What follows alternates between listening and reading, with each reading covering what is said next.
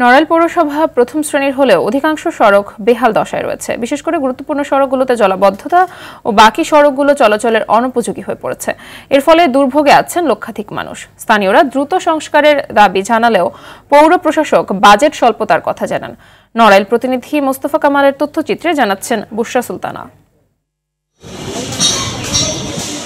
নড়াইল শহরের রূপগঞ্জ ভাওখালী সড়ক সহ বেশিরভাগ সড়কই জলাবদ্ধতায় চলাচলের অনুপযোগী হয়ে পড়েছে। এতে দুর্ভোগে পড়েছেন পথচারীরা। শহরের গুরুত্বপূর্ণ সড়কগুলো যেমন মহিষখোলা, আলাদাতপুর, উজিতপুর, বিজয়পুর খুবই নাজুক অবস্থায় রয়েছে।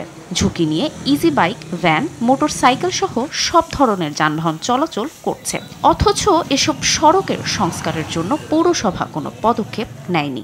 আমাদের পৌরসভার ভিতরে রাস্তাঘাট করতে চলাফেরা করতে খুবই সমস্যা। এই রোডে nosimon, easy bike, van, Alam সাধু কিছুই চলতে পারে না। যে ব্যবস্থা নেওয়ার প্রয়োজন সেইগুলো নিয়ে আমাদের এই পানিবদ্ধতা থেকে আশু মুক্তি দিক। প্রায় ১.৫ লক্ষ মানুষের বসবাসের এই পৌরসভায় মোট সড়ক রয়েছে ৩৭১ কিলোমিটার। এর মধ্যে ১৭৭ কিলোমিটার সড়ক কাঁচা আর ১৯৪ কিলোমিটার সড়ক কাগজে কলমে পাকা হলেও মোট সড়কের মধ্যে ৭৫% সড়কই বেহাল অবস্থা। সমস্ত জায়গা ভাঙ্গা, আমরা ভ্যান চালা চলতে পারতেছি না। রাস্তাঘাটের খুবই বেহাল দশা, যা আমাদের বাইকারদের জন্য অনেকই কষ্ট।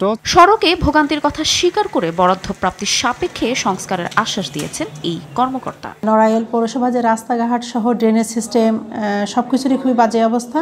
আমরা সবাই মিলে সবার সহযোগিতায় এবং আন্তরিকতায় আমরা এটা করতে সক্ষম হব। জনভোগান্তি কমাতে দ্রুত সংস্কারের দাবি এলাকাবাসীর। বুশরা সুলতানা, RTV।